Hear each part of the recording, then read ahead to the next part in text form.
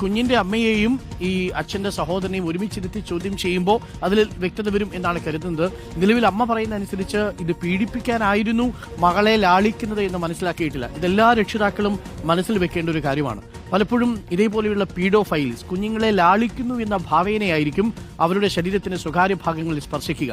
അതൊന്നും പുറത്തുനിന്ന് നോക്കുന്നയാൾക്ക് ചിലപ്പോൾ അതറിയണമെന്നില്ല. ചിലപ്പോൾ വല്യച്ഛൻ, ഇല്ലെങ്കിൽ ചെറിയച്ഛൻ, ഇല്ലെങ്കിൽ മാമൻ, ഇങ്ങനെയുള്ള ആളുകൾ, ഇല്ലെങ്കിൽ തൊട്ടടുത്ത കടയിലെ കുട്ടി, മഞ്ച് വാങ്ങിച്ചുകൊണ്ടുവരുന്ന ചേച്ചി, ഇതൊക്കെയായിരിക്കും ഈ സഹോദരിമാരെ അല്ലെങ്കിൽ നമ്മുടെ കുഞ്ഞുങ്ങളെ പീഡിപ്പിക്കുന്ന ആളുകൾ എന്ന് പറയുന്നത്. അതാരാണെന്ന് നിശ്ചയമില്ല.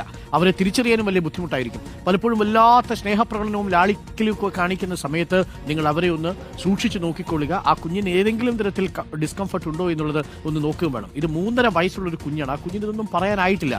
ബാഡ് ടച്ച് ചെയ്ത്, ഗുഡ് ടച്ച് ചെയ്ത് എന്ന് കുട്ടി പഠിക്കുന്നതിന് മുൻപ് തന്നെയാണ് ഈ കുട്ടിയെ ഇത്തരം പീഡനങ്ങൾക്ക് ഇരയാക്കിയിരിക്കുന്നത് എന്നുള്ളതാണ് ഏറെ ഞെട്ടിക്കുന്ന ഒരു